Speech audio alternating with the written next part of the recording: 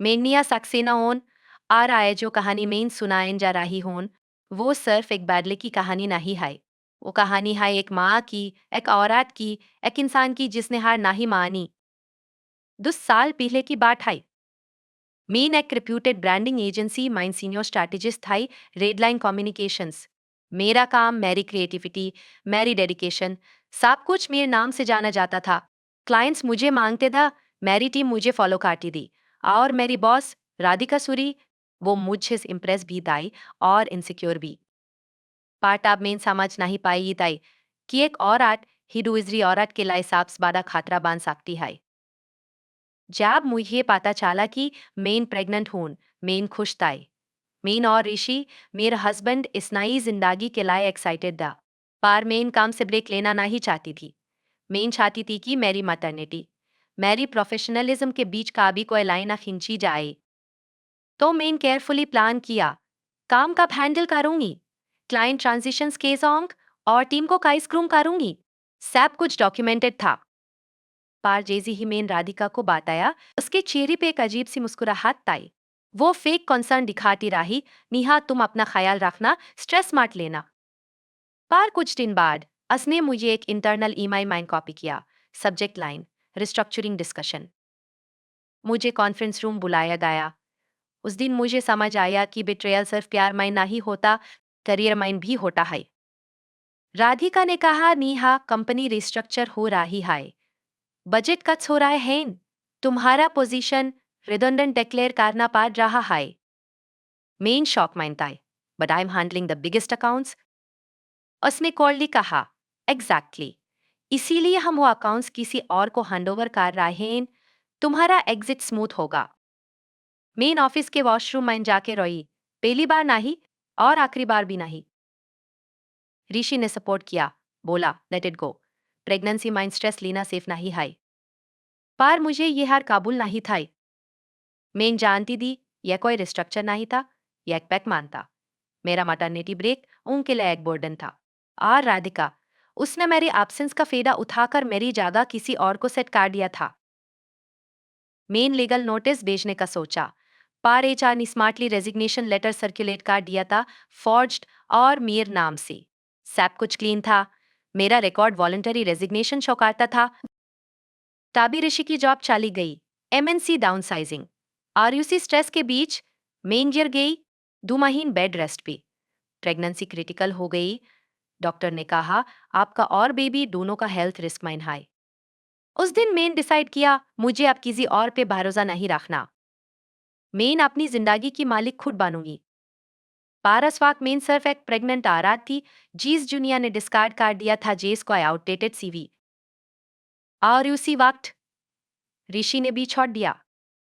एक रात बिना कुछ कहे वो चला गया, सिर्फ एक चिट्ठी छोड़कर, I can not do this any more. Main और मेरा होने वाला बच्चा, बस हम दो रह गए।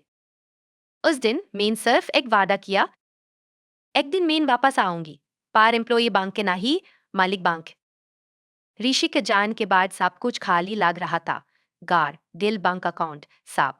माँ ने कहा, तुझे वापस पापा के घर आया जाना चाहिए, पर मैं वापस किसी के बेरास पे जाना नहीं चाहती थी। मेरे पास कुछ सेविंग्स था, ज्यादा नहीं, पर डिलीवरी तक काफी। माँ कहती दाई ही बच्चा पैदा हो जाए फिर देख लेंज, पर मैं जानती दाई ये सिर्फ शुरुआत थी।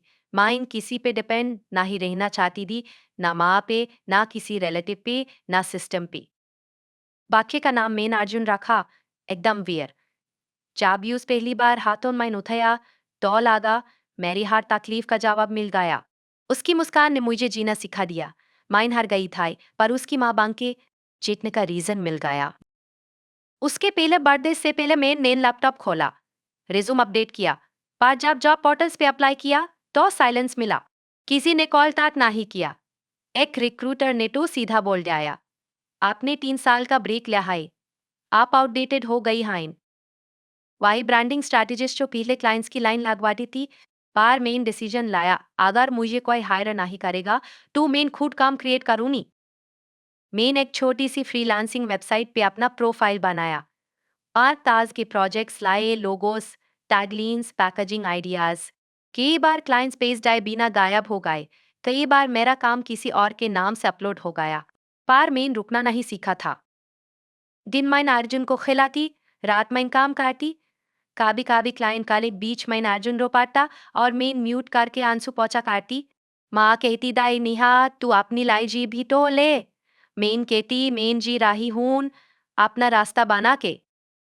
डियर डियर क्लाइंट्स वापस आइन लैज। एक कॉस्मेटिक ब्रांड के पैकेजिंग डिजाइन से मुझे 25,000 का एक बड़ा प्रोजेक्ट मिला। पर एक फैशन स्टार्टअप ने मुझे रिटेन करना चाहा। नाम छोटा था, पर काम बादा। पहली बार किसी ने मुझे मेरी क्रिएटिविटी के लिए सिर्फ अप्रिशिएट नहीं किया, बल्कि रिस्पेक्ट भी दिया। एक बार अर्जुन बीमार पड़ गया, dengue. ICU mine mine hospital के वेटिंग एरिया माइन बाइक के ब्रांड पिच पाना रही था। क्लाइंट को क्या पता था कि मैंने पिच के बीच अपनी बेटे के लिए प्रेयर्स भी लिखी थी। जब अर्जुन लीक हुआ, मैंने डिसाइड किया मुझे स्ट्रक्चर बनाना है। फ्रीलांस से अगला कदम। मेन लोगों के काम आउटसोर्स करने लगी और सिर्फ स्ट्रैटेजी पे ध्यान दिया। एक छोटी टीम बनाई, एक ग्राफिक डिजाइनर, एक कॉपीराइटर। हम 3 औरतें, 3 लैपटॉप्स, एक विजन, नाम रखा यारी। हर औरत के लाई जो नॉर्मल नहीं, अपनी टर्म्स भी जेटी हाई। एक दिन एक क्लाइंट ने कहा, आपकी कंपनी तो छोटी है पर काम बादा। माइन मुस्कुराई। वो पहली बार था जब मुझे अपने काम पे गर्व महसूस हुआ। 7 साल माइन न्यारी नोवर आन ब्रांड्स के कैंपेन्स किए। हमारा यूएसपी था इंडियन विमेन को समझने का रियल पर्सपेक्टिव। हमार एड्स माइनॉरिटी परफेक्ट मेकअप में नहीं, कभी ऑफिस लेट पहुंचती, कभी टिफिन भूल जाती। रियल था। लोगों ने कनेक्ट किया। आठ अभी एक मेल आया। We are looking for a branding partner for Redline Communications. Kindly submit your portfolio. Redline, वही कंपनी जहां से मुझे प्रेगनेंसी के वक्त निकाला गया था, वही जहां राधिका सूरी अब भी सीईओ थी। मेन पोर्टफोलियो भेजा, पिच मीटिंग के लिए बुलाया गया। पर इस बार मेन किसी के सामने इंटरव्यू देने नहीं जा रही था। मेन उनका क्लाइंट बन जा रही था। मीटिंग रूम में घुसती ही राधिका ने मुझे देखा। उसके हाथों का फाइल गिर गया। नेहा, उसने कहा। मेन सिर्फ मुस्कुराई। हेलो राधिका, मैं न्यारी की फाउंडर हूं। आपका रिब्रांडिंग प्रोजेक्ट हैंडल करने आई हूं। उस मोमेंट में सब कुछ रुक गया। उसकी आंखों में शौक था, उसके असिस्टेंट्स कंफ्यूज था और मेरी टीम कॉन्फिडेंट। मेन अपना प्रेजेंटेशन खोला। हर स्लाइड में सिर्फ प्रोफेशनलिज्म था, न गुस्सा न ताना, सिर्फ ब्रिलियंस। प्रेजेंटेशन खत्म होने के बाद राधिका ने कहा, निया इम्प्रेसिव। मैं सिर्फ इतना कहा, आपने एक बार मुझे कंपनी के लायक नहीं समझा था। अब मैं कंपनी चला रही हूं। पर ये तो सिर्फ शुरुआत थी। रेडलाइन ने कॉन्ट्रैक्ट साइन कर लिया, 1 करोड़ का प्रोजेक्ट। और 2 महीने बाद उनका बोर्ड अंस खुश नहीं था। न्यू डायरेक्शन चाहिए था। मेन शेयर होल्डर बन चुकी था। यारी ने रेडलाइन के 60% शेयर अक्वायर किया। और एक बार फिर राधिका ने मुझे देखा, उसी शौक के साथ।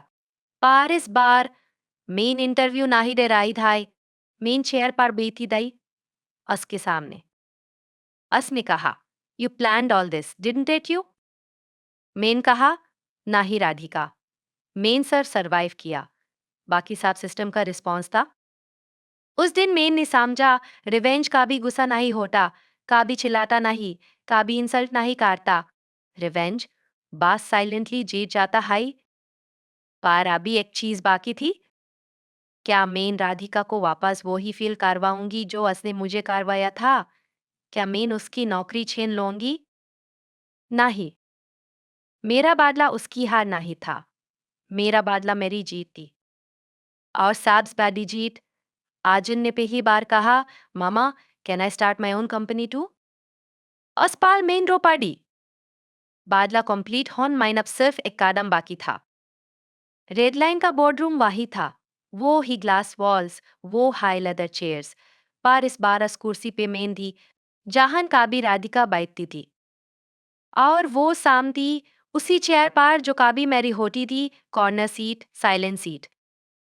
जिंदगी ने फुल सर्कल लिया था। मीटिंग के बाद राधिका ने मुझसे पूछा, तुम मुझे फायर करो जी नेहा। मैंने उसकी आंखों में देखा। पहली बार उसमें वो कॉन्फिडेंस नहीं था। पहली बार वो डर रही था। मैंने सिर्फ इतना बोली, मैंने तुम जेज नहीं होन। वो चुप हो गई। कुछ कहना चाहा, पर कह नहीं पाई। माइन चाली गई। बोर्ड ने उस नोटिस पीरियड दिया और नए सीईओ की तलाश शुरू की। मेरे अंदर बिल्कुल शांति थी। बादला पूरा हो चुका था। पारस बादले में न नफरत दी न दाड़, सिर्फ क्लोजर। रेड लाइन के नए फेज का नाम रखा गया रेड लाइन यारी। मैं चाहती थी कि ये सिर्फ बिजनेस मर्जर न हो, एक कल्चर शिफ्ट हो। नई हायरिंग पॉलिसीज बानी, जिसमें सिंगल मदर्स के लिए फ्लेक्सी टाइमिंग, रिमोट ऑप्शंस और रिटर्नशिप प्रोग्राम्स था।